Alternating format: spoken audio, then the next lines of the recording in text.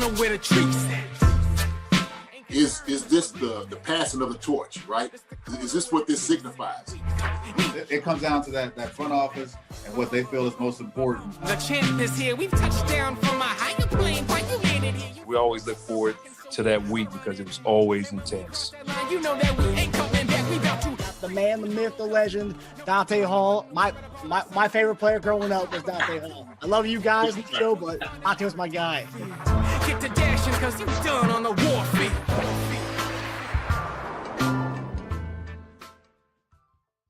This episode of Chief Concerns is brought to you by betonline.ag and Underdog Fantasy. BetOnline is the world's most trusted betting platform and your number one source for online betting in 2025. Whether you're a seasoned fan or a first-time bettor, BetOnline is your ultimate game day companion. With the largest selection of odds on everything from NBA, college basketball, to the NHL and UFC, BetOnline continues to be your number one sports betting source. From every three-pointer to hat trick, BetOnline has you covered with odds, stats, and more for every game, every play, and every win. BetOnline, the game starts here. Although the NFL season is done, there's still many games to be played between college basketball, NBA, NHL, and WNBA. There's always time to embrace your inner underdog.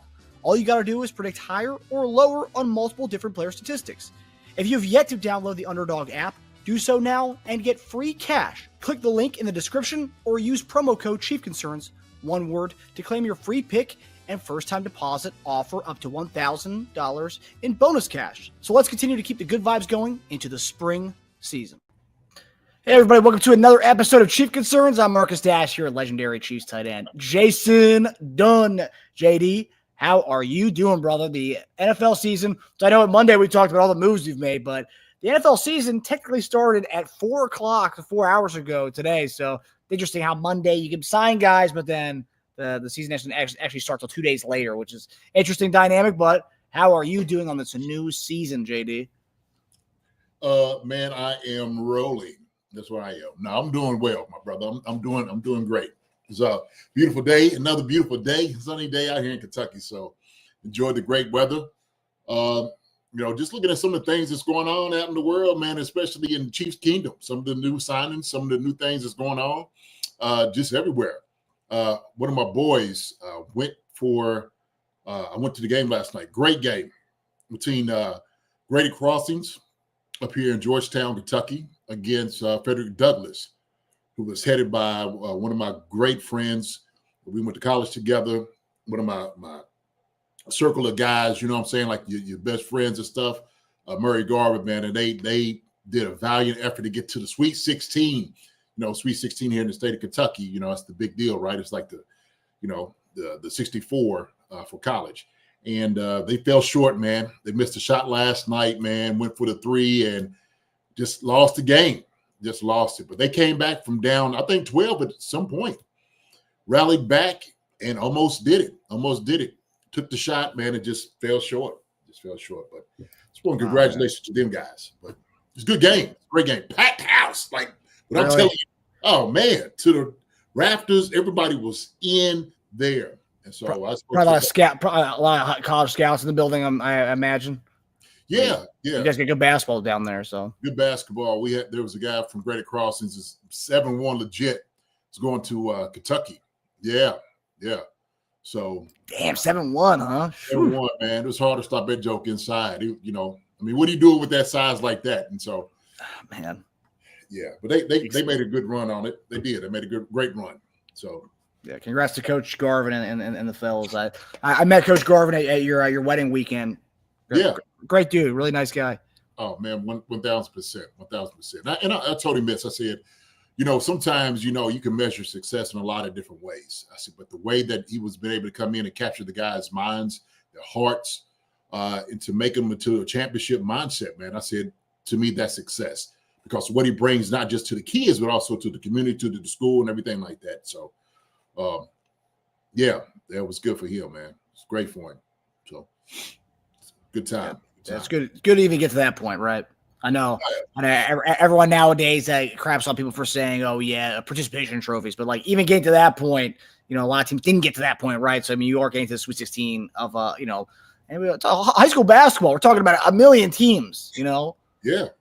Well, the thing was, so they were ranked second and third, respectively, all year, these two teams. So you had probably the two best teams in the state playing to get to the dance. That's the crazy thing, because I looked at it like this. Whoever won this game was probably going to end up winning the state.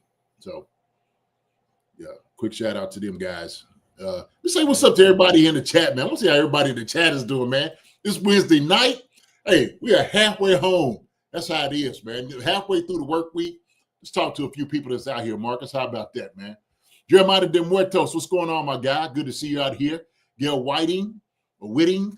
I don't know how you say it, So good evening, Marcus and Jason.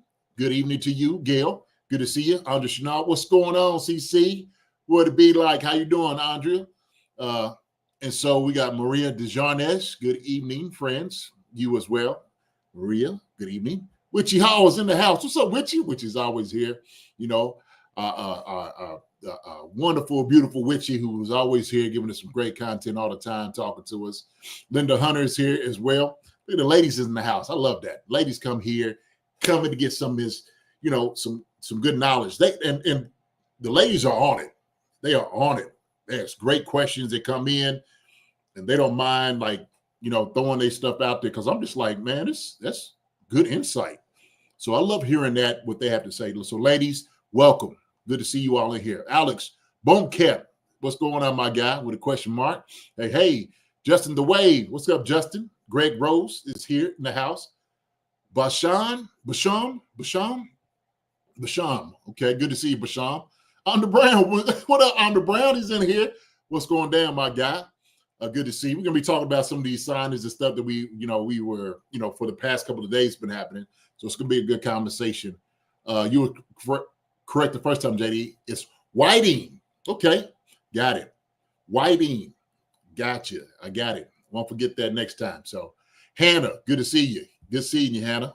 Sarah 73, back for another great podcast. Good seeing you, Sarah. Always good seeing you. Jay Kelsey, I'm loving the signings. Me too. So we'll get into it a little bit more. Marcus, you're getting me in trouble in my 9 to 5. Stop always doing it. Sorry, buddy. I'm sorry. You know what, Marcus? But sometimes, I sparingly might check Twitter sometimes. I might get something. I'm like, hey, Marcus, put something else out. And I'll try to get him a retweet. But sometimes I miss, all the things that you might have said. I tell you one I did miss. I missed the one that you sent out about the Chris Jones. Yeah, Chris Jones. I missed that. And I'm just like, oh, when did this happen? Yeah. So, yeah. And we're gonna get into that tonight. I saw a bunch of articles from different Chiefs publications. We're actually talking about Chris Jones recruiting Von Miller, and I was like, that's us. They didn't even mention us in the tweet. They post a picture of it. They don't actually mention us. I'm like, what the hell? What are you doing? Oh, man.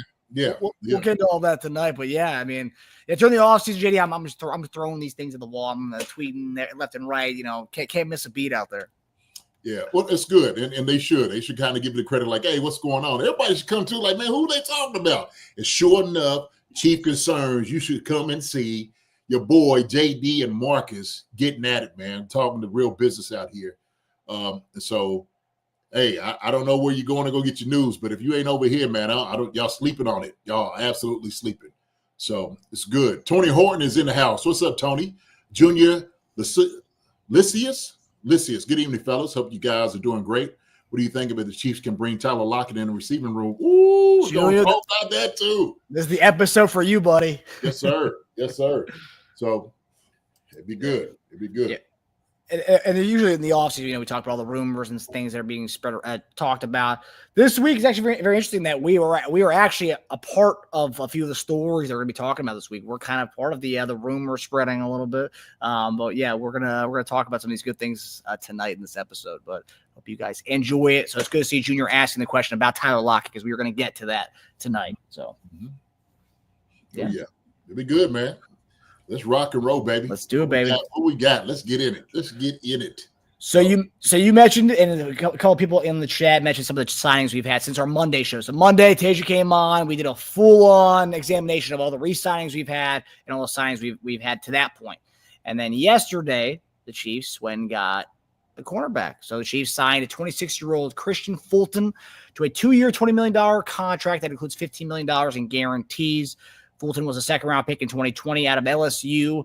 Fulton had been plagued by injuries in his first few seasons with the Titans, missing around 23 games. But then in 2024, during the first 5 weeks of the season, Fulton was one of the best cornerbacks in the league. The stat here, he allowed the 11th lowest passer rating when targeted as the nearest defender. However, after that, he missed 2 games with a hamstring injury and played sparingly in multiple games while managing through the hamstring injury.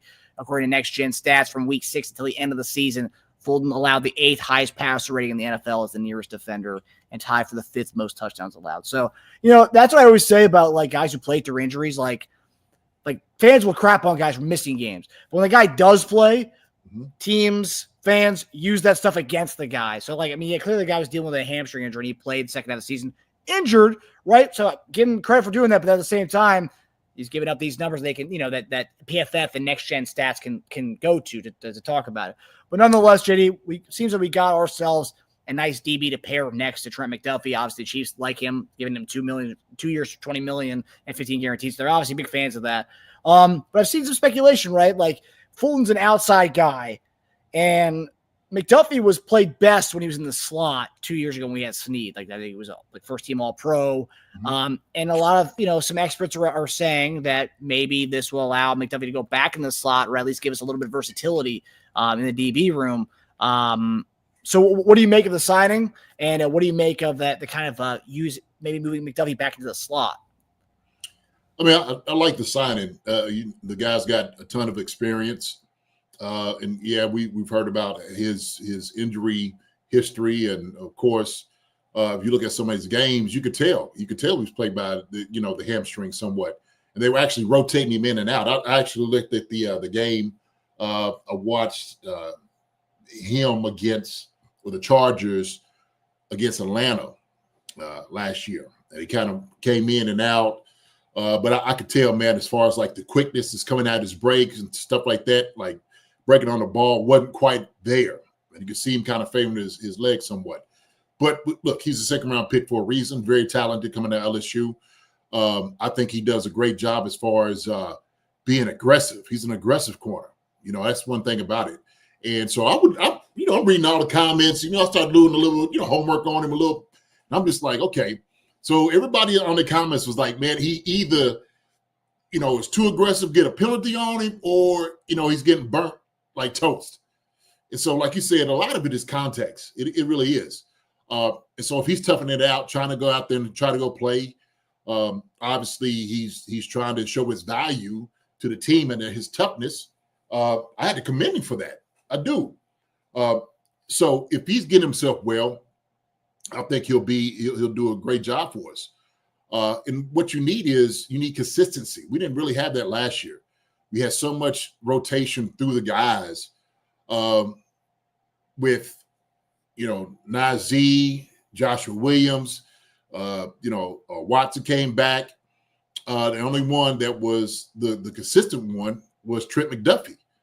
And what they needed to do is kind of hamstrung us a little bit. I'm not making a pun because the hamstring is messing him. That's good. But really, it forced us to have like Jamari Connors play in the slot against a slot guy.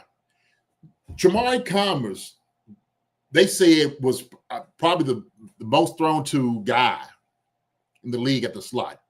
I think he had like completion like 43 out of 50 something passes. Like that's crazy. That's a crazy stat. But what do teams do? They just exploit what they see as a weakness. And anytime you have a corner or a slot going against a safety kind of hybrid guy, then why not take advantage of it? Why not take advantage of it? The tape's in there. Yeah. So, we just got to understand that now what we've done is we have been able to try to at least unlock where maybe Trent McDuffie has the ability to come back inside and come cover. So I don't think I'll say this. I don't think that we're done by no means getting another corner here. I think we probably get drafted corner, Marcus. And I'll say probably relatively high. If you see this, I say round 4. We will probably be that. He'd probably be that pick right there. or this one, trying to get a guy that might come in and try to compete too, for that position.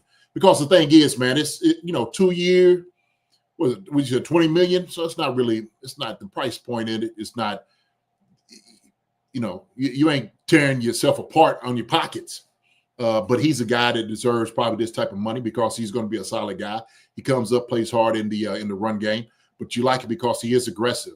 Obviously he'll have to run a lot more man, and that's going to be a big difference. So can he, get in out the break, get hands on guys and moving his body at the same time, as opposed to reaching out and grabbing guys? We'll just have to see. But I think this is a great signing for us. Well, I like it because it's like last year, we going into the season, we were like, well, who's going to be our DB2, right? Who's going to take over that spot? Well, with Snead being gone, and we didn't know who was going to be. Then Watson was a breath of fresh air. He was awesome, and then he gets hurt, and then there was like, okay, who's going to take that spot? We were waiting for Joshua Williams to be that guy. Never really happened. Never really took the job. Najee had some flashes, but never really took the gig. And then we bring in Steven Nelson. He never sees the field, so we never actually saw what he had to bring over to us. And obviously wasn't much since he never actually got any burn. But now you take away to have him there, right? And let's say you want to move McDuffie into the slot, he can do that now. But now it kind of gives us some breathing room where if one cornerback does go down, you still have McDuffie and Watson, or McDuffie, Fulton, or Fulton and Watson. It gives us that breathing room. And obviously, I think we're not done. I think we're going to draft a cornerback, like you said. But as far as the top guys, at least it gives a little buffer if one of the cornerbacks does go down. You have, the combination of Fulton, McDuffie, Fulton, Watson. And Watson, I know he's got one more year left in his deal, but he played really well last year before that injury. So now you have two, solid cornerbacks with McDuffie. I mean, what's not to love about them? I love just having that, also that emergency aspect of it, to have another guy you can count on. Yeah, I think it's the most important thing, man, is the consistency part of it. You got to have, reliable guys that's going to be there at that position. I'm still not out on Joshua Williams. I think he'll still be able to figure it out. I think he'll still be able to come in and compete to show what the reason why we drafted him the way that we did. He's got a lot of ability to himself. Maybe this year is where we'll be able to see it, okay? Getting a little bit more competition. And so I think sometimes when you have guys that kind of in the room, everybody's kind of on the same page with each other. Well, sometimes guys got to set themselves apart. Like, hey, man, look, I got to be the guy. And I think what you do is you bring Kristian in, and he's gonna bring some competition. That's what you need to do. That competition is good, especially in that position, man. Nobody is sitting back here sitting solid. Don't get comfortable. Guy just came in and he's getting paid money. And so what we're going to do is he's getting paid money. We're going to play him until he forces that he's not. That's the way it works in the NFL. So it's a performance-based business. And so like the same thing, man, if he has a long history of injuries in his hamstring, who's going to be the next guy up if he goes down, or do you beat him out in camp? So this is good. It's good for the entire room. I think it's good, for the entire defense, to be honest with you. So yeah. Mm-hmm. Yeah, I mean, I do. I think Josh Williams has still got a lot of potential. I mean, his whole 2 years ago, Josh Williams was fantastic, and then last year was like a kind of a lost year for him. I don't really know what happened from 2 years ago to last year.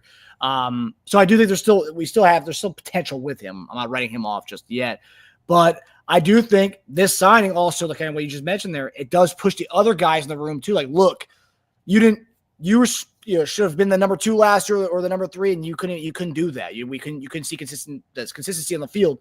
Now I brought in this guy, so Fulton's not going to push you to try to maximize your effort. Then maybe you aren't the guy we thought you were 2 years ago. So it does kind of push everyone in the cornerback room. Yeah, and I think really, man, for Joshua Williams, and I've said this, sometimes it takes other guys time to develop. You got to kind of give them that time to figure it out. And so at a certain point on the player, he has to say, who do I want to be? Do I just want to be a guy, or do I want to be a starter? And who I want to be a star? What is my position in here? Do I want to be regulated to just going down on, as a gunner, on punt, on kickoffs and stuff. No. Like, you want to make sure you have a staple coming in and playing. That's what you want to be able to do. Because another thing is, marketing, it's just not about now. Here, you got to think about your future too. And I'll just talk about sometimes as guys come into the NFL, you got to realize that, you're not necessarily a need if you're not, setting yourself apart from everybody else. And so teams get rid of you. If you're not showing up and you just say, hey, man, guess what? They'll let you go.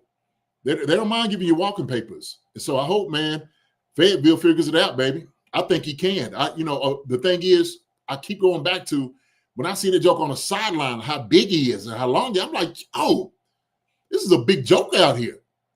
Like, he should be dominating. He should be dominating. So whatever it is for him to figure this thing out, to give competition, so be it, right? But that's the reason we went out there and we got, Kristian Fulton. That's the reason we came and do that. So, and Kristian Fulton, I think, what's the name was saying this in here too, Drew Boucher, we were giving enough time to fully recover instead of running out into competition too early and threatening another injury. 100% performance. So if it's what you're talking with Fulton, absolutely. So Fulton have that time to get himself healed. Same thing with, with Watson too. So Jaden Watson, he wasn't the same guy when he got back. He came back kind of early, but you see he didn't really have that he didn't have that speed, that snap, that quickness coming out of the break in the hips and stuff. Look, there's certain positions when you deal with quickness in your legs, DBs, you need those. Those are bread and butters, man. You got to have that more than anything else. The bread and butter is your legs. You got to take care of it. So a guy that's coming in with a lot of hamstring history injuries, you got to realize those things are happening. Jaden Watson, too, is something to step up in. But this just it gives us a whole lot of amount of depth there, Marcus. This is what I love about it. Yeah, the breathing room is something that, it helps because last year, we were scrambling. I remember everyone's talking about go get Marshawn Lattimore. It's like, okay, we're going to trade a second-round pick from him. And then the Commanders had their own issues with him. He barely played when they got him. So they traded a high pick to get him, and then they saw like 2 games of his. And he just didn't look like the same guy as he used to be. So luckily we didn't have to do that. But seeing comments here, Greg Rose asked, what's Fulton's size? He's about 5'11" and 196 is what he was listed at. But it's always funny when you look at his LSU card, his profile is like 6 foot, like 205, but like that when he went to the NFL, it was like an inch shorter and then like 10 pounds less. Listen, college, look, they play games with you. And so when you do in college, they try to make you look bigger than what you really are. And so everybody knows when you get into the locker room, they usually have a nice little your what is Scale? that? No. Like your team, the whole the team the directory, the team directory. Yeah, the directory and all of that, right? They have, that when you come in. And so everybody start looking in and checking and see how big guys are. See everybody like it looking up, trying to look bigger, they neck, sitting out. So we see 6 foot 205, a little different for a corner. That's a big joker right there. 5'11", 196. You're like, oh man, shoot, hey, that joke. Especially for a corner, it's a little bit different. 205, 196. That's a big difference at corner, man. Big difference in it. But what my college coach said, add like 15 pounds to your weight. That's what we want you to be by the end of the season. When we get back to the next season, we want you to be at that weight. So it's something to look to. It's like, okay, I don't want to gain 15 pounds, but all right. Well, like Optimistic James said, especially if they're not being pushed, and that's the thing about it, man. When guys get comfortable, and you do kind of sit out there, you're not being pushed. Guys don't feel like they need to step up. Guys don't feel like they need to ascend higher than anybody else. Sometimes, I won't take a position. We'll go ahead and rotate. Oh, man, sometimes you just got to be a dog and say, man, that's my position. I'm going to go ahead and take it. Nobody else going to take it? Hey, coach, I got it. And don't let it go, because that's where money's involved. You see all these signers and everybody getting paid all this money? They're going to pay jokers that they know are dogs, true dogs out there. So, and Mike Brennan says the same. Nothing says got to step your game up like your team signing and draft players at your position. That's a fact. I always talk about this, Marcus. I said, every time when you would see it on Mondays or you see new guy come in, you always look and see, what does he look like? What's his body type? Because you know immediately if you on the top of block or not. So if you ain't in the weight room, you better get in it. That sucker's sitting, walking around and he's 6'5", 265. I'm like, okay, that's a tight end, okay, or defensive end. What does he look like? Is he running routes? Is he catching footballs? Okay, all right. Get yourself together. Get it together, baby. It's a real deal now. Okay, coming from me. Yeah. Good to did see have a- Brian Birch in here. Hearts and Roses, just saying what's up to people here that just stepped in. How y'all doing? There was a question here from Amda Brown. Obviously, we're talking about Fulton, but kind of stick with the secondary. Yeah. Justin Reed obviously will not be coming back. He got paid and went to New Orleans. Joins up Tyrann Mathieu. Ironically, Justin Reed was our Tyrann Mathieu replacement. Now he's joining Tyrann Mathieu in New Orleans, and the Chiefs Southeast is becoming more and more of a Chiefs like. The guys go there. They leave Kansas City. They go to New Orleans, and there's a lot of those guys down there now. But JD, we talked about the safety room. We have expended a good amount of draft assets for the safety room. You have Brian Cook. You have Chamari Connor. You have Jaden Hicks. What do you see? Who's going to be replacing that Justin Reed void? Or we talked about cornerback in the draft. Does this make you think they go safety higher than what maybe you thought? Now that we know Justin Reed's not coming back. Well, first off, let me just say, man, congratulations to Justin Reed going down and getting a contract with New Orleans. My brother, appreciate everything you did when you was here with the Chiefs. Okay, you were a consummate pro. Everything you did, man, was very professional. How you spoke, how you carried yourself. You emulate what guys want to be as far as an NFL football player. And I thank you for everything that you did here. You was a hell of a player, man. I mean, coming out there, man, you would take people's faces off. And so for all the things that you did out there in the field, your effort, I'm talking about, man, just wearing your heart on your sleeve, your passion, everything that you showed, going out there, knocking balls down, covering guys, everything, man. I just want to let you know, man, I really enjoyed your game. And I will enjoy it immensely when you're down there in New Orleans too. But I just want to tell you, man, hats off to you, Justin. Godspeed to you, my brother. God bless you for coming out here, man. We appreciate everything that you were. No doubt a leader. And the reality is, Marcus, we kind of talked about this, when it was hard to sign Bolton and Reed. I knew when Bolton got their money, I'm like, whoo, where they're going to leave with Reed? How's the market going to look for him? And I think they would just kind of watch how free agency was going to happen. And when he seen it, he got to take it right now. So I'm sure they was talking behind the scenes as far as like what they probably was offering him. To him, he's like, hey, man, you know what? I gotta move. I gotta move where I need to move. And so is he from down that way too, right? I believe so. I've seen people saying he's going home, so I think he might be from that way. Oh, yeah, that's right. He made a comment about eating certain foods when he went back for the Super Bowl. Okay. So, man, hey, New Orleans people, man, just letting you know, man, welcome home, brother. But appreciate you, 20. Appreciate you, my brother. You're a real one. Definitely a real one. Now, answering your question, I think Hicks was able to step up. He showed a lot about what it is that he can do. He's a heat-seeking missile. For him, it was really him figuring all the dynamics out where guys need to be. What Justin Reed was very good at is being the brain and putting everybody in position to make everybody right. And so coming down in the paint, playing hard, playing a run, playing a pass, all those different things, Hicks is going to have to figure out. And the thing is, he can't take chances. He's got to be able to scope and read everything. And so part of that is just for young players, just patience. It really is. But I think Hicks is going to be that guy for us. We know we got Chamari out there too. We got a deep safety room. Can we get another safety? Sure. I don't think we're not above that, getting another guy in here. But I do believe, like I said over here, corner's the way to go if you do anything. Because you know what they always say, Marcus? If you're a corner and you can't cover, you become a safety. That's what they say. So, and along that line, and I'm not saying this guy cannot cover. Najee Johnson was a safety coming out of college. It was a position. Yeah. They moved him to corner because they thought he could do it. But now maybe they say, oh, you know what? We can move Najee back there. He can get some reps back there now. So, like, he's a natural safety.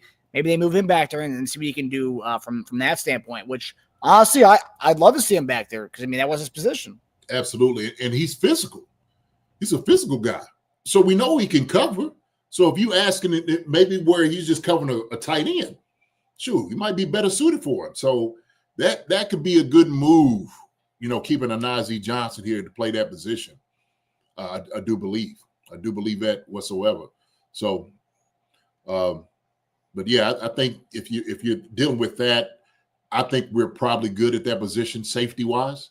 Those guys can rotate. I think all those guys are pretty interchangeable, really, with Spags and his defense. As long as everybody's on the same page, nobody where you need to be, because it's really passing it on to the next guy saying, hey, you got to make sure everybody gets all the coverage. You got to put everybody in position and make sure that they're right. Everybody's got to understand that. And that's what Justin Reed was. He was the commander. Right there, their secondary. So, who's going to replace him for that? Yeah, and I will say that they've done a good job drafting at that position. I mean, Cook, he's been solid. And then Chamari Connor, I know they had to play slot, but like he's kind of a do-it-all kind of guy, but safety is his natural position. Najee could play some meaningful safety snaps. And obviously Jaden Hicks came on the scene last year and looked phenomenal. So like I think that, I mean, everyone's going to get to know number 21 real well this coming season if you didn't get to know him last year. But I think Jaden Hicks could have a really big season because he showed, I mean, like he looked like a vet out there. I mean, at some points towards the end of the season. So yeah, looking forward to seeing what year 2 of Jaden Hicks can be. But yes, to echo what you said about Justin Reed, we're gonna miss Justin Reed, a consummate pro, a true professional. No question. Yeah, a lot of Justin Reed love in the chat, guys. I like that. I'm glad you guys are being nice about Justin Reed. Usually when guys leave, people are always like, nah, we don't need him anyway. But I'm glad everyone's being respectful and being nice. Well, you hear people all the time. He couldn't cover, he couldn't do all this. Man, I tell you what, we won Super Bowls with that man. Okay, and he came in, he made plays when we needed to make plays. He showed up when we needed for him to show up, and so. Every guy's not going to be, he ain't going to make every play. But I tell you what, he did a hell of a job while he was here. And that's the reason, he's part of the reason why we won the Super Bowl. It's because of his play. So. Yeah. And short tackler, too. I know people always make fun of him falling down in coverage. But, man, when he had you squared up, that was a tackle, man. It was 100%. Absolutely. Not only just have you in his sights, that joke was going to obliterate you when he hit you, So, yeah, Jay Reed's a beast, and he locked down his position. He did enjoy running his mouth. Yeah. And Hannah was talking about him. I seen Hannah talking about him maybe on Monday or last week. It's like, what are we going to do with Justin Reed? I'm just like, oh, Hannah likes Justin Reed. I heard you talking about him, Hannah. So sorry for you, but he's going to be in New Orleans. It's okay. It's okay. Yeah. New Orleans could be the NFC Chiefs fans team. There you go. Mm-hmm. We have a Saints Chiefs Super Bowl. Be one giant Chiefs game. Richie Hall said, LOL, like how we were all looking at how small Matthew Stafford looked a new heights this morning, sitting between Jason and Travis, makes a guy look small. Really, how big? I don't even know how big is Stafford. I want to say like 6'3", 6'4". I mean, he's a big dude. I mean, he's a quarterback though, so he's gonna be built differently than a lineman and a tight end. Yeah, Kelsey brothers, they thick boys, man. Yeah, he's 6'3". Stafford is. Yeah, he's probably a little thin though. 232 is what he's listed at. 232? No. Pretty thick. Yeah, but I mean, again, it's totally different builds compared to the other two. Jason Kelsey, and then is Travis off season right now, so those two are Vikings, man. yeah. Beards and stuff. Yeah, Matthew Stafford sitting over here probably looking squeaky clean. Yeah.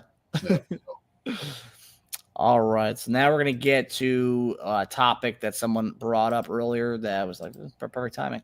A guy that you know very well, JD, a family that you know very well. So Wednesday morning, the Chiefs restructured Patrick Mahomes and Chris Jones' contracts, giving them money to play around with between draft picks and potentially adding a few more veterans. The Chiefs signed Hollywood Brown, but with Rice likely suspended for the first few weeks of the season, that leaves the wide receiver room pretty thin, especially with Hopkins going to Baltimore and Justin Watson going to the Houston Texans. There are a lot of vacancies in the wide receiver room, as we mentioned that there was going to happen going into this offseason. Have to imagine Nico Remigio will get an elevated role on the offense next year, but as far as having a veteran presence in that room, there's kind of a void there, JD. So last week, I took to Twitter and tried to personally recruit son of your former teammate, Kevin Lockett, Kansas State, to bring Tyler Lockett to Kansas City. And Tyler Lockett, I'll put it up here right now. Tyler, so this is what I put out there. And then, I had a lot of Chief fans liked it, retweeted it. I took Tyler's face and put him on a Chiefs player with the team issue turtleneck, JD. And I had photos of both of them from Kansas State. You see the family resemblance right there.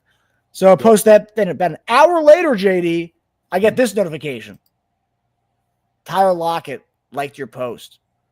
Now, last year when I did this, Tyler Lockett, I tried doing this last year. Tyler Lockett didn't like it at all. I think he soon after I posted something kind of like this, he restructured his contract and stayed in Seattle. But his father, Kevin, actually liked the post last year.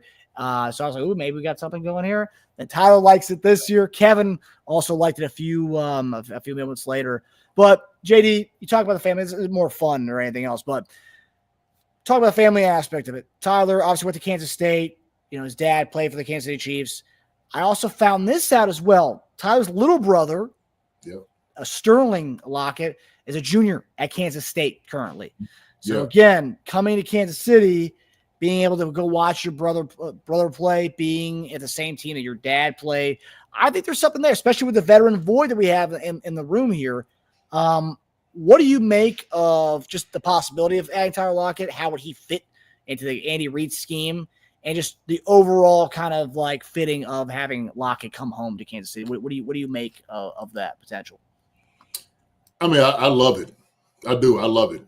I know it makes the family happy. A beautiful family. The Lockett family is a beautiful family. Wonderful, wonderful people. And so I know, man, I played with Kevin.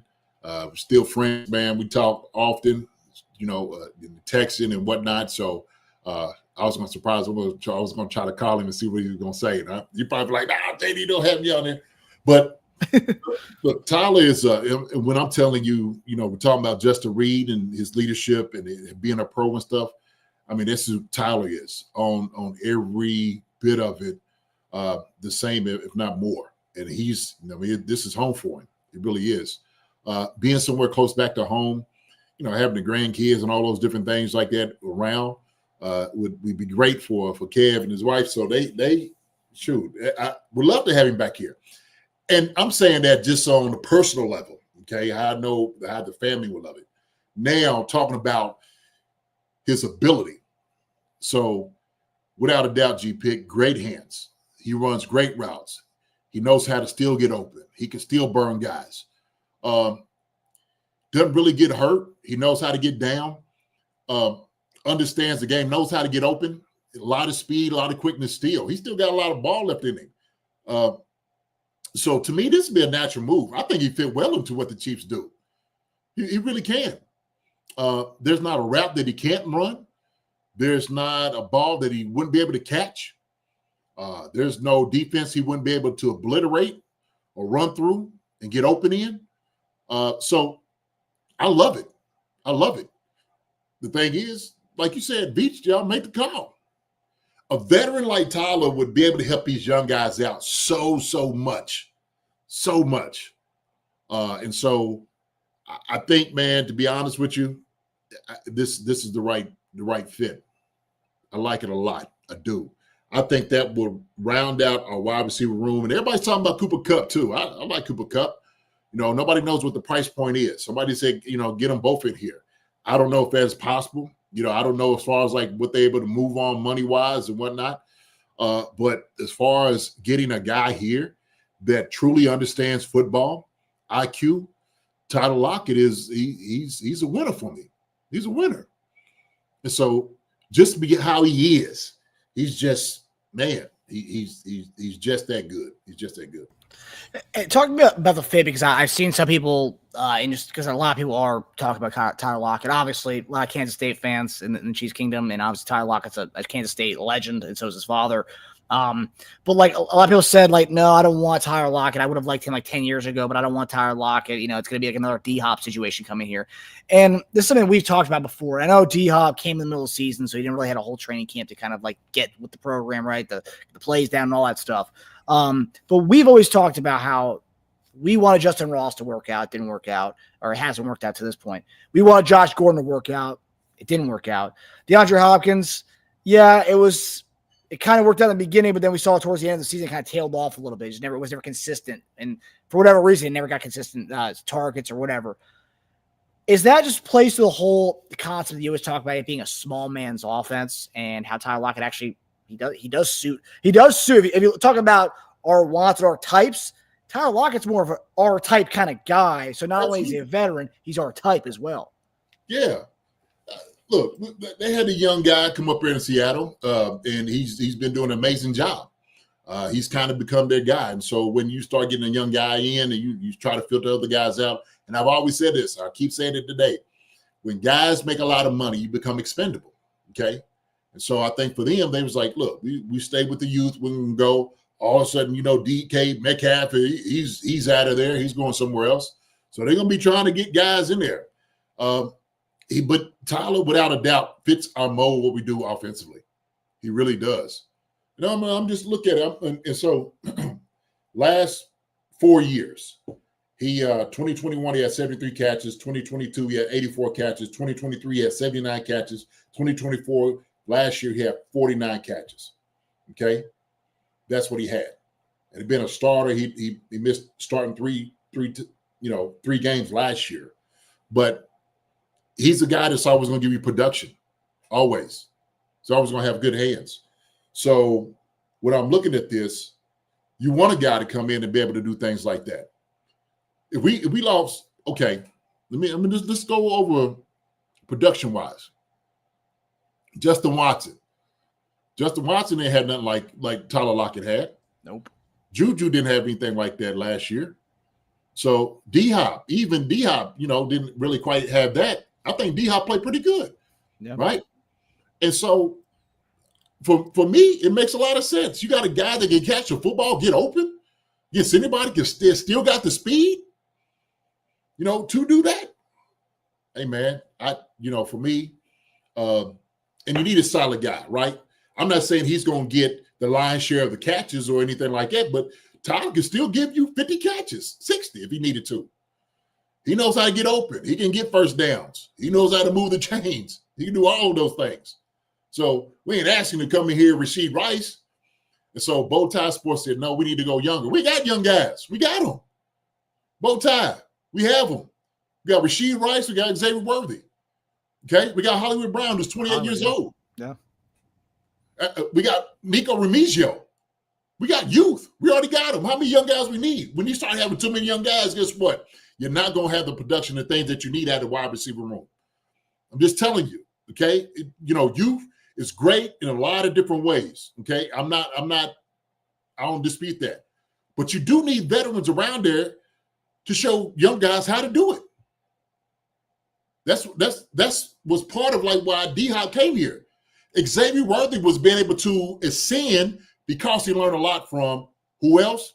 DeAndre Hopkins. That's why. So you got to have savvy vets around, because sometimes when a young guy's trying to connect the dots, you speak the language or maybe what Pat wants, young guys might not quite understand. Like, I don't quite know what you mean. Older dude, like, hey man, I'll tell you, and I'll show you how to get out of that break. I'll show you how to get open on something like this. Hey, how about you do it this way? And so when you have an older guy who's played the game like he has, young guys listen. Young guys listen. So we got a youth movement already. Shoot, if we decide to get a wide receiver in the draft, shoot, that's another young guy. Who's going to teach him? Young guy on young guy? Shoot, Xavier Worthy, what he knows and what he's learned is something he got from D-Hop.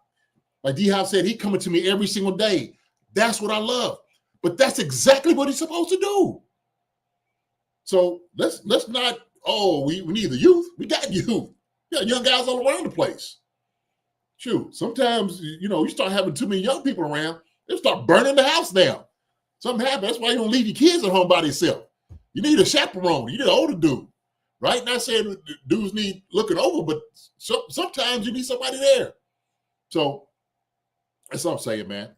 Well, and plus, too, D-Hop, yes, he was able to give a lot of knowledge to, Xavier Worthy, but, like, who's more similar to Xavier Worthy's game, right? Who can give a different type of education from the wide receiver standpoint?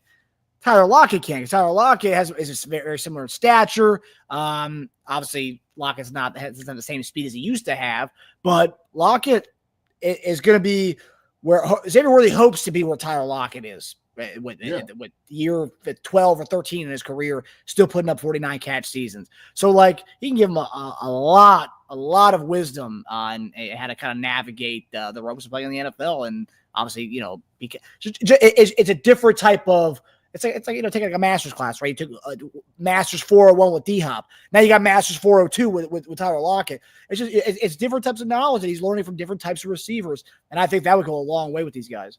Look, I'm gonna speak from personal experience. Okay, when I got drafted, the two guys I had ahead of me was a guy that had been there 10 years and the guy that had been there 13, and I learned a ton from them on how to be a professional.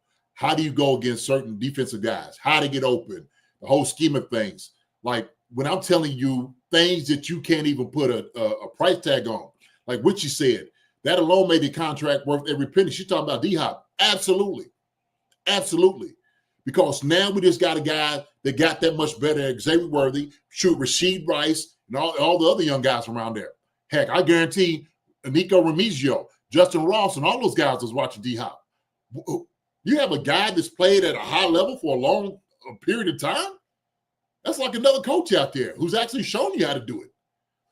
That's crazy to me. Like, I get, he's not running fast. Well, we're not asking Tyler Lockett to stretch the defense. We got three guys who can do that. Another guy we just signed in Hollywood Brown, which we wanted to do it last year, and we got Xavier Worthy. We got guys for that. That's what we were talking about the other day when we were talking to Tasia about, Kareem Hunt. Shoot, Kareem Hunt could be your short down back. He could be your blocker. He could do all those different things. We're not asking him to hit his head on the goalpost every time we hand the ball off. We're asking him to get 3 or 4 yards when we need it. And he delivered last year. He delivered. So you use certain guys for different things. Use certain tools for different things. That's what you need to do. So that's all I'm saying. It's practical, man. It's practical things that how it works out. Like any job. Like you, Marcus, you a sportscaster. You've been at Sports World. They had older reporters and whatnot that's done beats before and how to do things. They just throw you out there to the wolves, right? I'm sure older guys probably, paved the way, said, hey, man, what do you think? If you was going to get some knowledge off of them, like you said, a master class. I'm going to get something from a master class. I ain't going to get a dude that's only did it for 1 year.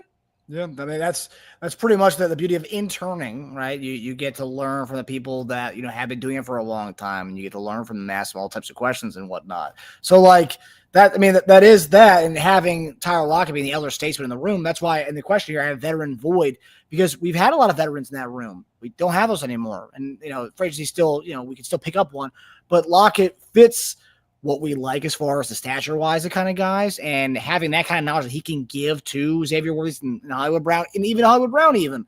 Yeah. Like, it's just it'd be awesome. And a whole familial connection as well. That's a part that adds another layer to everything as well.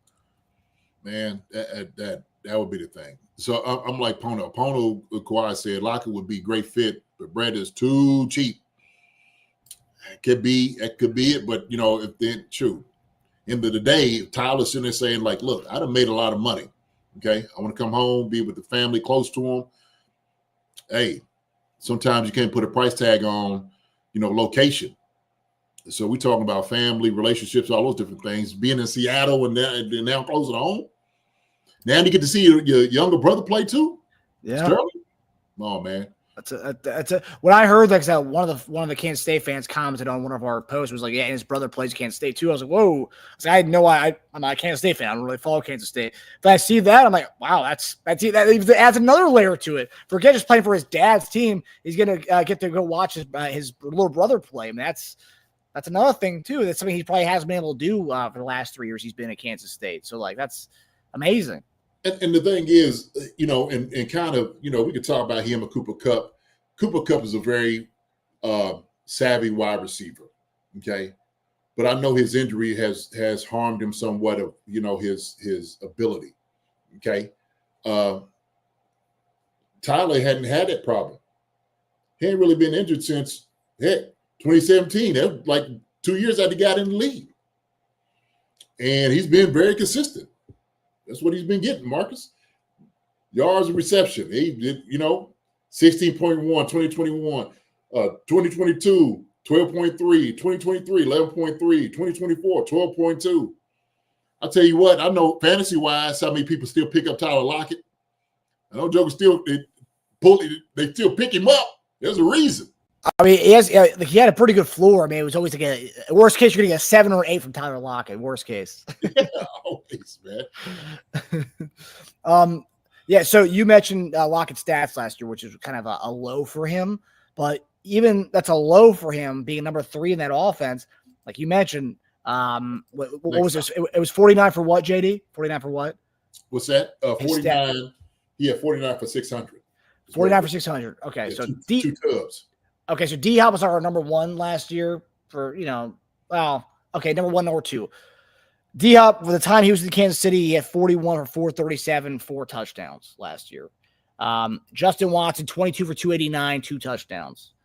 Juju, 18 for 231, 2 touchdowns last year. So, he would have been maybe one of our top guys last year. Yeah. Knows how to get open. Great hands, know how to get open.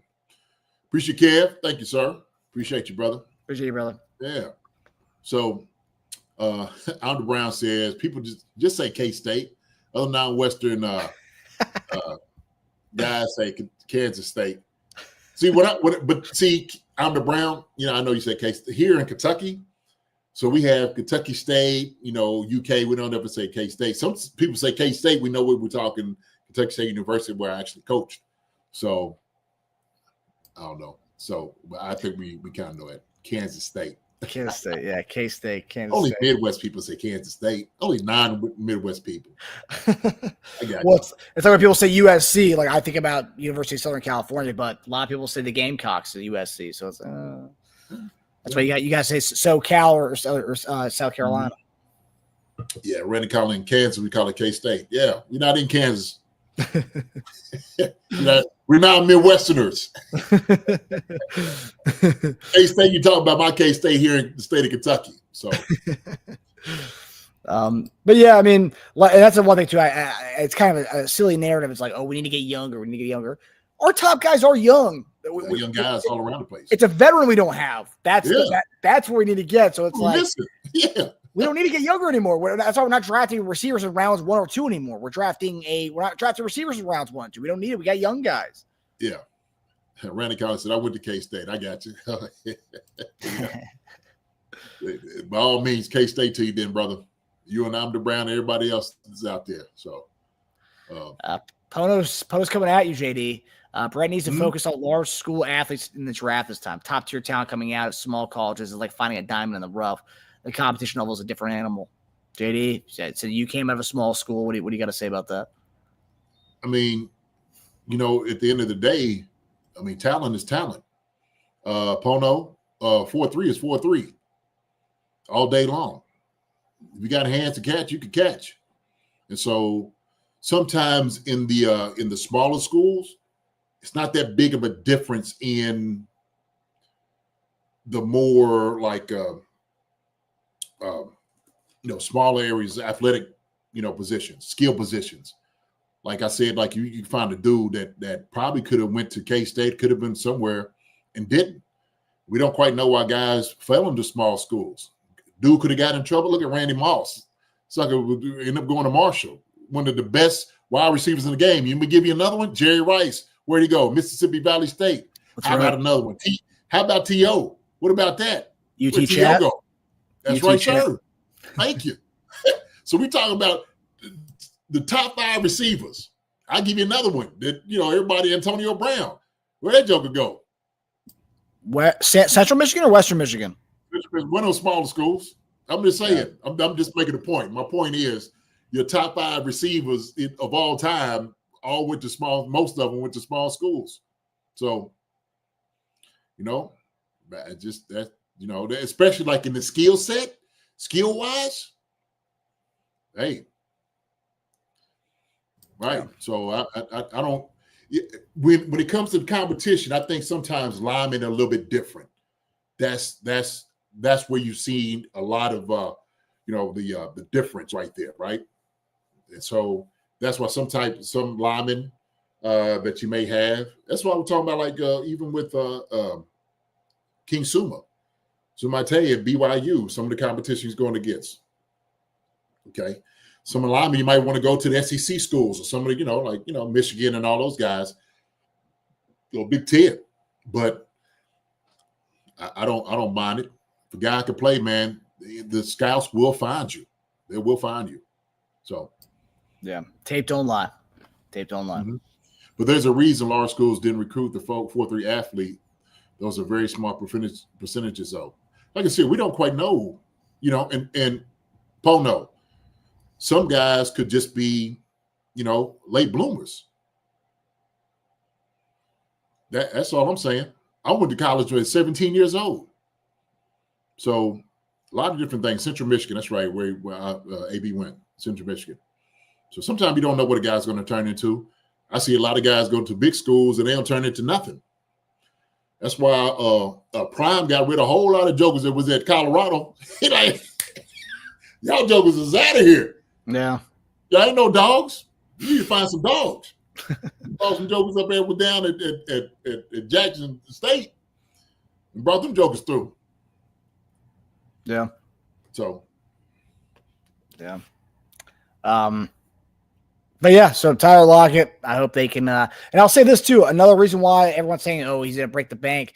I mean, Tyler Lockett got cut because he wasn't going to, he got cut because they were trying to shed salary or whatever. Look at the wide receiver free agent market, and look at D-Hop's numbers.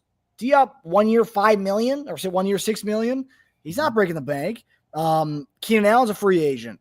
Lockett's free agent. There's a few other top elder veterans who are free agents as wide receiver. It's a lot of those guys.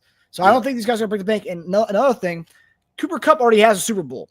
So the whole idea, come to Kansas City, win a Super Bowl, he's already got that. So he may want to go for the highest offer. Tyler Lockett, on the other hand, doesn't have a ring. Yeah. Yeah. There you go. I'll tell you what somebody I heard today.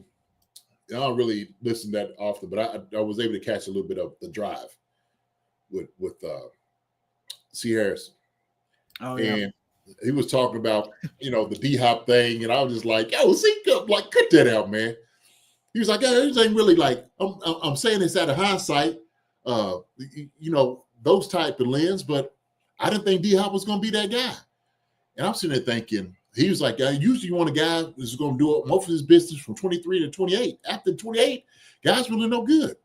And I just started going through wide receivers over 30 that's still producing, 28 on up. And I just started looking at some of the top receivers, Tyreek, you know what I mean? There was a whole list of guys. And I'm just like, we create these narratives all the time. And sometimes if certain guys, if you could stay healthy, all right, you could still do work. Devontae Adams, another one, very productive, 30.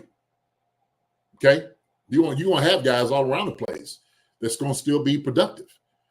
Bearing that you don't have any injuries and stuff like that, I just think it's a false narrative. Now, if you start getting up at 35, 34, that's a different thing. Those are more outliers. But hey, man, you could have production at those age. So, I mean, Tyler's been in for 10 years. He's 32. He could still probably play another 2 years easy. Keenan Allen, what's the name? Evans. Mike Another Evans. one. Yeah. Adam Thielen had a great game. Huh? Adam Thielen had a great season. Thielen's 45. I know. So,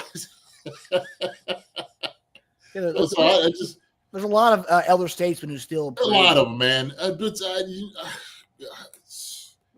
Yeah, somebody who's that? Andre said, JD, I turned him off. Yeah, I kind of turned. I was like, oh, what's going on out here? Because I ain't talked to him. I always want to get on and holler at him.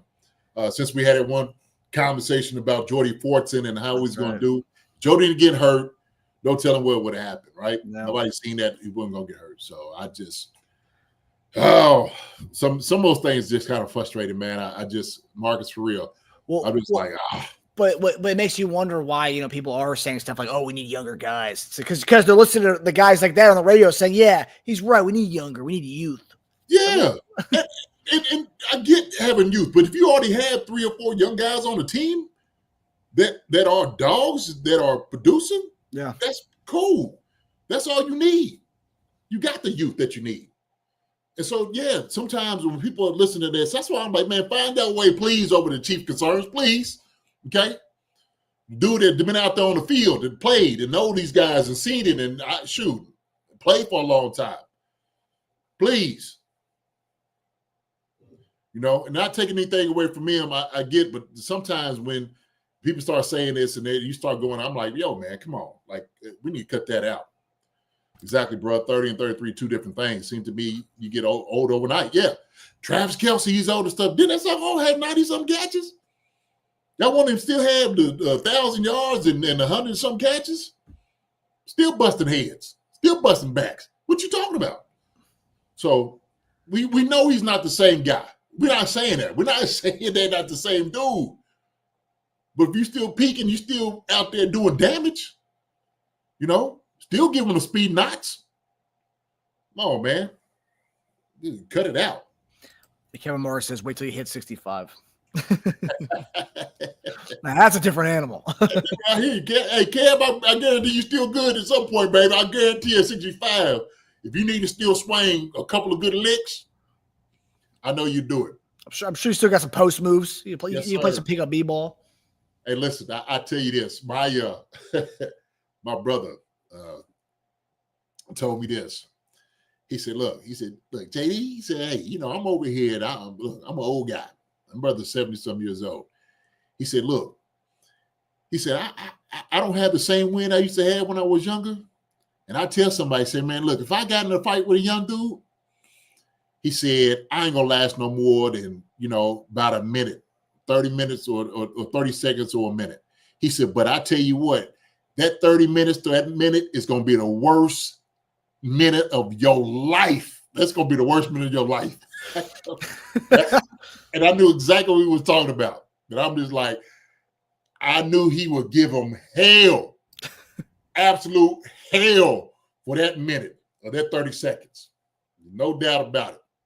So, what they talk about when they say grown man strength. That's the kind of stuff they're talking about right there. That's right. You better not try it.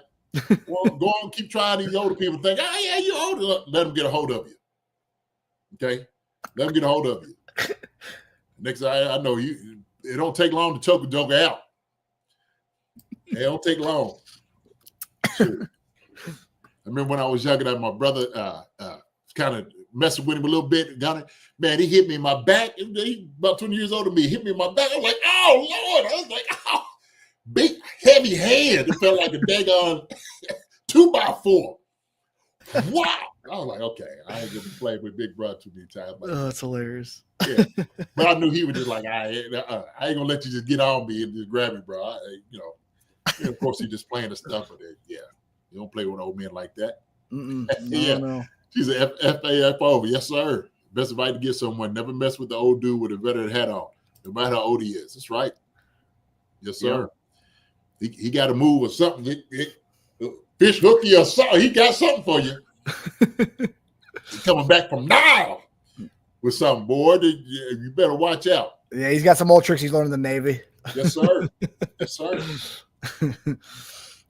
All right, so we're gonna move on to our next topic here, which is another rumor that we kind of started on our Twitter account. So we gotta get into it. So over the weekend, Buffalo Bills cut legendary pass rusher Von Miller. Von Miller, while a Bronco at heart, he says he's always wanted to, kind of always loved Kansas City and grew up idolizing none other than Derek Thomas, which is why he wore number 58 in Denver. And here's a clip from Von Miller 2 years ago. Derek Thomas is my favorite player to ever play the game. I molded my game after him. He was the reason why I wore 58 in Denver. So every time I'm on that field and I'm warming up, I look for that 58 that's on the the Ring of Honor, and I just give him a moment and give him his just give him a moment of silence and give him my energy, because I want to continue to try to play the game the way he played it. So Arrowhead Stadium has always been a special place for me. So there you go. The guy, grew up watching Derek Thomas. Although a Bronco fan, the guy obviously has some big time love for Arrowhead Stadium and Derek Thomas. So I posted that on Twitter, and shortly, maybe like 2 hours later, I get this notification popping up here. That's Chris Jones quote tweeting our tweet, tagging Von Miller with the eyes wide open emoji, eyes emoji, as well as magnifying glass emoji. So Chris Jones using our tweet to recruit, which is awesome to see. But JD, I've seen a lot of people again with the whole we need young guys. It's like, okay, a man who his contract situation is kind of in flux right now. We're not really seeing him. I haven't really heard any rumors about him. He's been deleting tweets. I saw him post about it's fine. I got finally get to go to free agency, experience it. Now, what do you make of this move? Because I've seen a lot of people say we need to get younger. We don't need Von Miller. He's washed, yada, yada, all this stuff. But if you look at our past, Melvin Ingram, Terrell Suggs, Carlos Dunlap, we've brought in elder statesmen to kind of be around the young guys. Obviously, Chris Jones recruiting Von Miller. Of course, it's a legend. He's going to be a future Hall of Famer. So, of course, they're going to be he wants that guy to be on his team, to be his tag team partner. But what do you make of Von Miller? What do you make of this whole thing? And does he actually fit with us? Because I've seen some people say he doesn't actually fit with our defensive scheme. Man, Von Miller fits in every defensive scheme. I know. when he needs to show up and make a play, he'll do it. Look, okay, I'll make a case for Von Miller.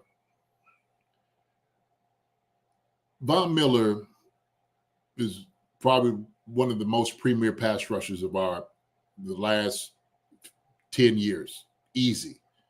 And so what he's been able to do out on the field is nothing less short of incredible. Okay. I think what people have been watching Von Miller do is go and get money, a lot of money for maybe some of what his expensive. See, that's where everybody goes. Is expensive, his price point. But Von Miller maybe wanting to come here for less money or, a team-friendly deal. Why would you not want that? I remember everybody was sitting over here talking about Frank Clark, come back, Frank Clark. Von Miller is a step above Frank Clark. Come in and give you some pass rush when you need him to. Not to mention, when you got young guys, he could teach young guys, FAU, okay? Whoever else you have out here, Mike Dana, Golovkis.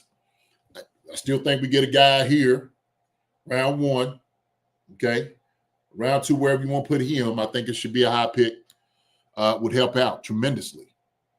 And him and Chris playing together, I think, man, for 1 year, 1 year deal. Come on, Marcus. I like it. I'm not opposed to that at all. If it's a good deal. Now, if you're trying to come in and get $15 million a year, man, come on, man, we ain't doing that. Sorry, love you, but listen, we're gonna be realistic here, and I think it's what everybody is still going back to. Like, hey, man, he's just gonna be too expensive, asking too much money. But if he's not asking for too much money, and the price is right, sure, I would definitely entertain bringing a Von Miller here. That would be glorious. absolutely glorious. I think that defense will step up just a little bit more with him just on it. His presence and all that on there. I mean, look what he did with Buffalo going up in Buffalo. So, yeah, how old is Von Miller? Von Miller is, let's see here, born in 89, so maybe going on 36. 35, turns 36 in 2 weeks. Yeah. Well, okay, but let me put it to you this way, though. Von Miller had played in 13 games last year, had 6 sacks in 13 games. Von Miller would have been second highest sack total at a defensive ends on our team last year. And Karlaftis had 6.5 sacks last year, so he'd only be a half a sack behind Karlaftis, and he played only 13 games last year. I mean, the man just knows how to get to the quarterback. Yeah. When you need him big moment, that joker show up when you need him to. G-Pick said, damn, I'm kind of old. Hey, if that sucker is still producing, you get your production. That's a great point. If that's what Karlaftis got, and he just, what do you say, a sack less than him? Half a sack. Half a sack? Half a sack? If the price is right. Wait, no, sorry, 2 sacks less than Karlaftis. Karlaftis is 8. Yeah, 8. That's what I thought. Karlaftis had 8. I was like, wait a minute. 2 sacks less. But he played less games than him, though. Yeah, his snap count is not. I don't think he's having a high snap count either. And I don't think he'd be an every down guy for us. I think you'd have him out. I think you'd rotate him, use him sparingly, basically waiting for the playoffs to come, and then you just let loose with him. When you need for a joker to go get a sack, man, he'll bring you pressures. He'll do what he does best. He was built to go get the quarterback. That's what that joker is built to do. Okay, he's done a damn good job of it his whole career. So if you want to slide him in for 1 year, I mean, I ain't gonna be mad at that. Not at all. Not at all. Maybe could he help a FAU out? He probably could, possibly. Could he help this dude out? You know, 1 round or 2, getting this. Absolutely. So when we were talking about D-Hop and Tyler Lockett and all these other guys helping with young guys and experience, this is what you get with that. That's what you're paying for. You're not just paying for production, but you're paying for experience and helping out and mentorship and all those different things. Is that price point? Shoot, you got to make it right, man. I'm not opposed to that whatsoever, man. I like it. I like Von Miller. I do. Like I said, if you need pressure or something like that, I don't care who it is that's playing tackle. You're going to hear it suck his knee shaking. You're going to see his knee shaking. It's almost like James Harris. When he would come out there, and Joe was like, uh-oh. It could have been 10 years ago, 15, where he was just a beast. But something in their head's going to click and trigger, like, uh-oh, that's Von Miller in front of me. Get your mind right. You better. Before you know it, he's past you. So how does Von Miller fit? He really doesn't play 4-3. Von Miller plays everything. We played a stand-up defensive end. We switch it up. We do 3-4, 4-3. That's why we're so versatile with the guys that we have. So it's just not. We're just not a 4-3 traditional. We'll have him play whatever we need to play him. We need to put him on the outside and tell him to go get the quarterback. He will. That's the good thing about Spags. Spags, he's very versatile in what he does with his defense. So we could bring him to the outside, man. Let him go get it. And bring him in and let people just think, oh, here he is. He's in. He's coming. Yeah. Brought him in for a reason. And also you have the Buffalo component too, right? Obviously Denver component, but you also have the Buffalo component, which Buffalo's been more of our nemesis than Denver has been. So you have that component too of him coming over.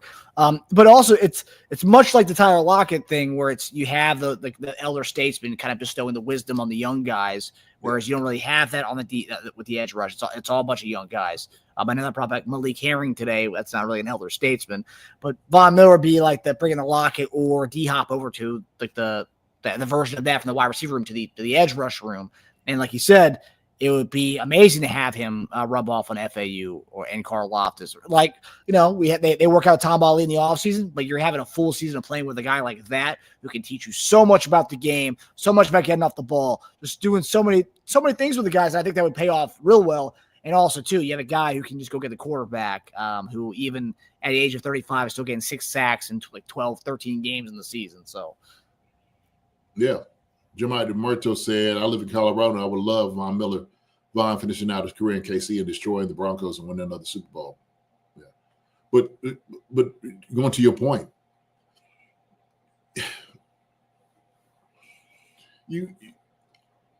I think you can't, if you have that guy on defense, right? Just lost Justin Reed, okay? Experienced guy. On the D line, we got Chris Jones. Like I said, we don't have a Minahu. Just lost Turk. We're trying to get some depth there. Team-friendly deal, I think you can possibly make something like that work.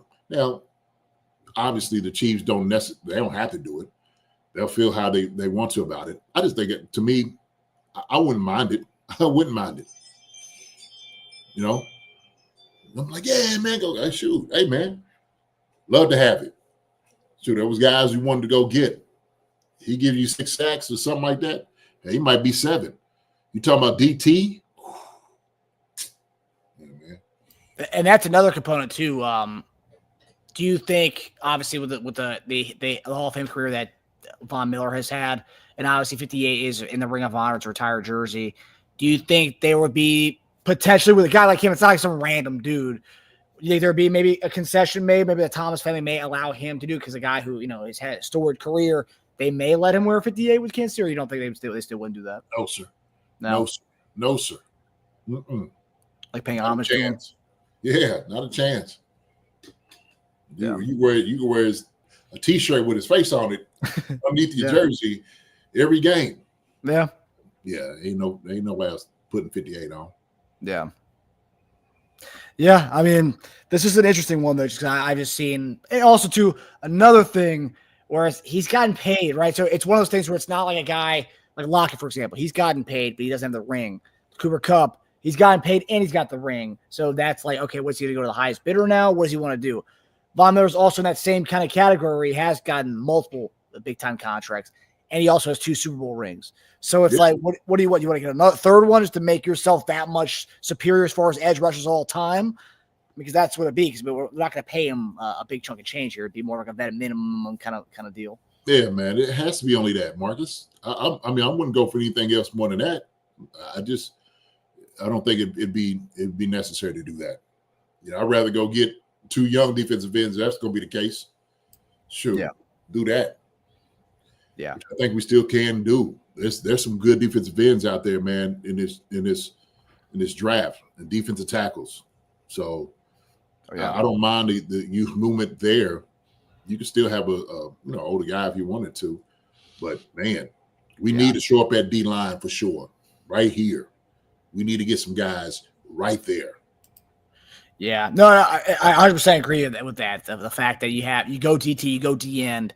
And then, I mean, I think you can still get Von Miller, and they get a DN because the rookie was being able to kind of learn from Von Miller if you do that. But yeah, I think this draft, like you said, like we said weeks ago, it's gonna be a very heavy D line draft.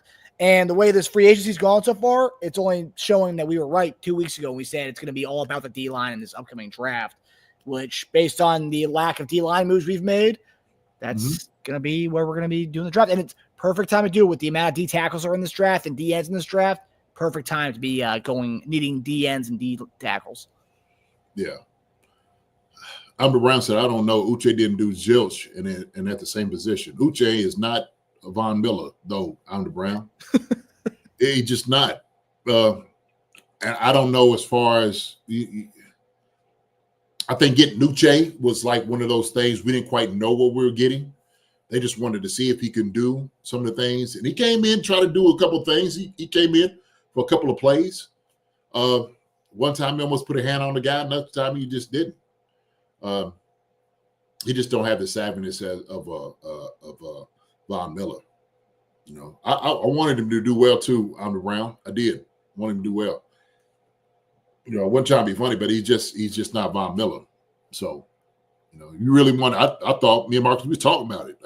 I'm the Brown, you too. We thought Uche was going to come in and give us something. Yeah, it would be one of the. It was one of those things we talked, but we never had a guy like that who's a certified pass rusher. and like they didn't work for whatever reason. We finally had one of those types of guys. But again, Von Miller is a little different animal than Josh. Even at Von Miller at 36 years old, very different from Josh Uche. Yeah. Because the thing is, I mean, you grown man strength. Yeah, go back to the grown man strength stuff. Grown man. Like you don't have to bring hey man, you don't have to even get a 3-point stand. Stand up. However you feel, you need to go get them. Everybody know you coming after the quarterback. Ain't no secrets, none told. He's coming. So yeah. What do you think the chances are of this happening? Obviously, Chris Jones recruiting him. I don't know at the extent of it past that we're quote tweeting our tweet. But what do you think the chances of this happening and manifesting? Oh shoot, man! I couldn't even give you a percentage on it. Everybody, you want to, Frank Clark back too, and they're like, "Nah, we ain't doing that." That's true. Frank, I don't know if he was ready for a team-friendly deal, and that one gonna fly. Yeah. Well, so the Nate Taylor said that he was trying to get Amenahu back, and so far that's not happening. So it looks like he's moved on, gone to Von Miller. But that same year he wanted Frank Clark, he also wanted Pinnell. They threw him a bone and got Pinnell instead of going for Frank Clark. So they went for one of the guys he wanted. Huh? Yeah. That year he wanted Frank Clark and Pinnell, and they're like, "Yeah, we'll give you Pinnell. We ain't giving you Clark though." No. Yeah. But yeah, so we'll see. Yeah, guys, I'm trying. I'm trying to do my duty to try to get you Tyler Lockett, try to get you Von Miller. I'm doing the best I can here, guys. Yeah, but we need to get it for sure. Definitely young guys and dudes up there for sure. That we need a legit pass rush, legitimate getting back there to quarterback, creating pressures, getting sacks.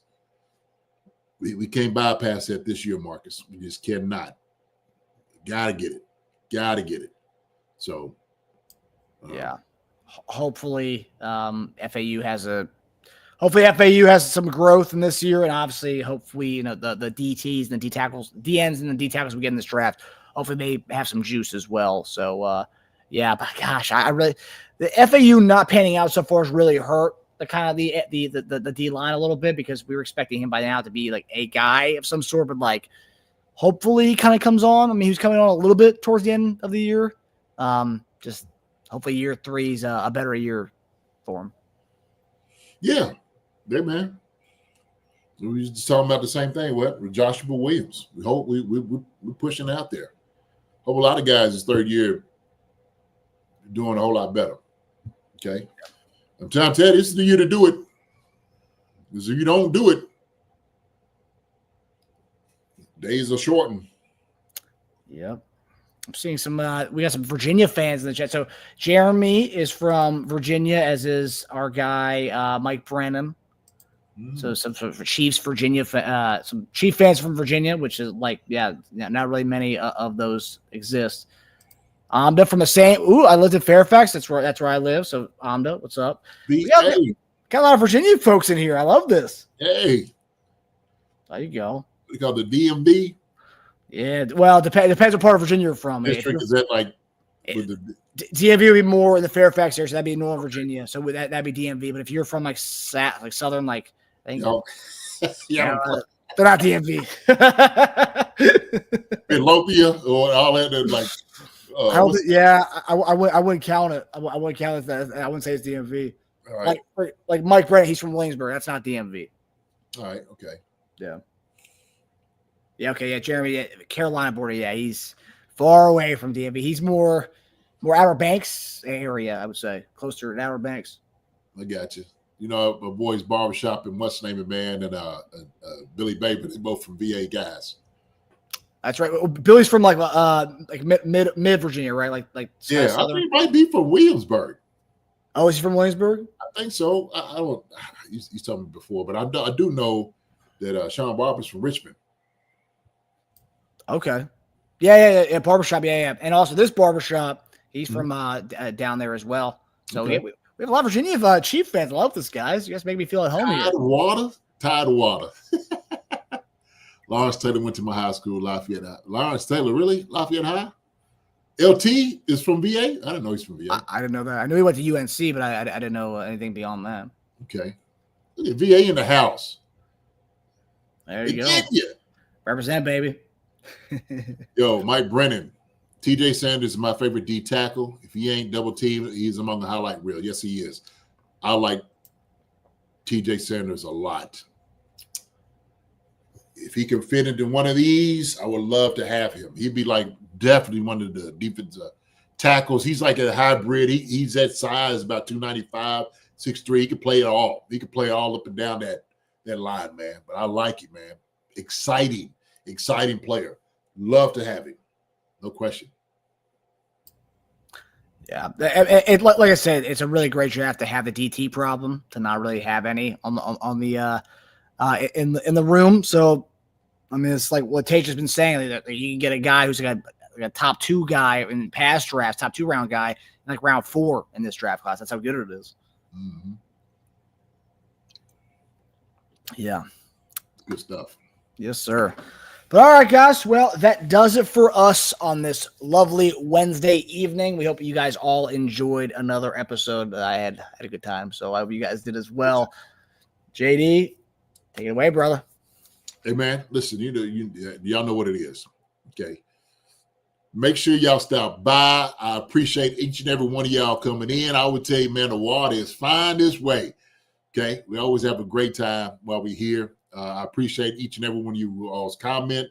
We always try to get to it, while we're reading and talking.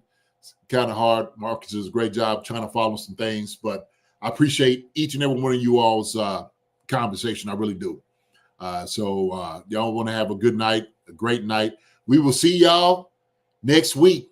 I know it's a long time, man, but hey, look, shoot, if something else come up, we might have to start coming out here on Monday. I kind of miss the long days, Marcus. We might have to do something like quick, like just something quick, get somebody just a little taste of things.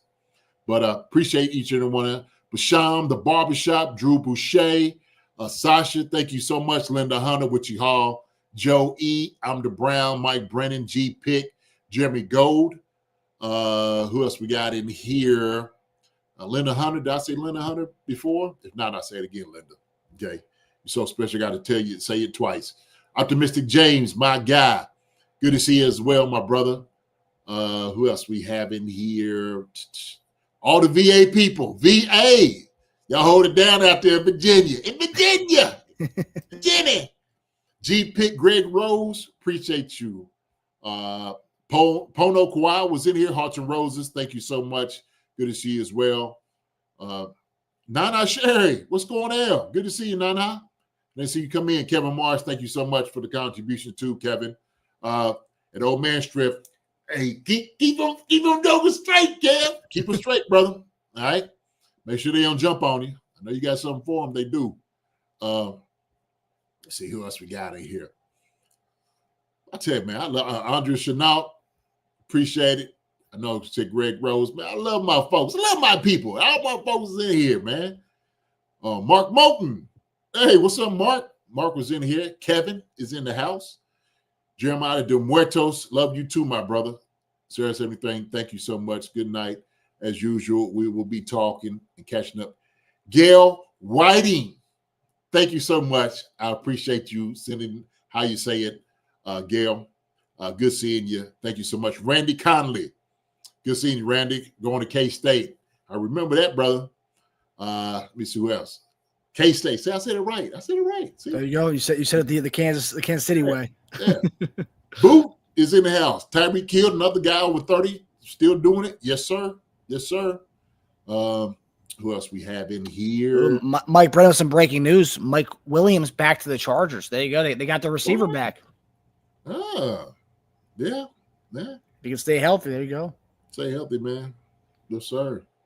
That was always his thing. Todd Tollfree is in the house, man. Todd, good seeing you too, man. Seeing you out there talking, my brother. Appreciate it. Brian Birch. Thank you, Brian, for coming in, talking with us as well. Bowtie Sports. We need to get younger. I agree with you. Bowtie Sports. We do. We already got that youth. Bring some experience in. Mix it in. It's a great bag, man. Having that together. Make it work. Make it work. Boss Savage is in the house. Love the Chiefs, but 20 misses. You're a player that been traded twice is not good. Okay. Somebody get that. Let me see. Who else we got? A hippie. Crypticot. Hey, what's going on, Hippie? Hippie was in here as well. Hannah was missing Justin. We bid adieu to Justin. Also in this episode, wish Justin well, man. Appreciate everything he did for us out here. Listen, hey, it's come to the end. Appreciate it. Tage, you still out here looking? Good to see you, brother. We'll talk to you. We're going to have us a nice show on Monday. But listen, y'all take care. God bless. Appreciate each and every one of you all. Mark's my brother, man. Love you. All right. Love you too, brother. Okay. Y'all look, take care. Y'all be good. Be good to each other. Love you guys. Be well. Be careful. We will see y'all next week. Okay. Have a good night. Love you, Chief Concerns family. Love you. Love you. Good night, everybody. Good night. I hope everybody has a good weekend. We will see you guys Monday night. So take it easy, everybody. Yes, sir. Hi, everybody. Thanks for watching. Subscribe here to get the latest from the show. Also, be sure to check out the best clips from Chief Concerns. And if you prefer to listen to the show, subscribe and follow us on Apple Podcasts, Spotify, and anywhere else you get your podcasts.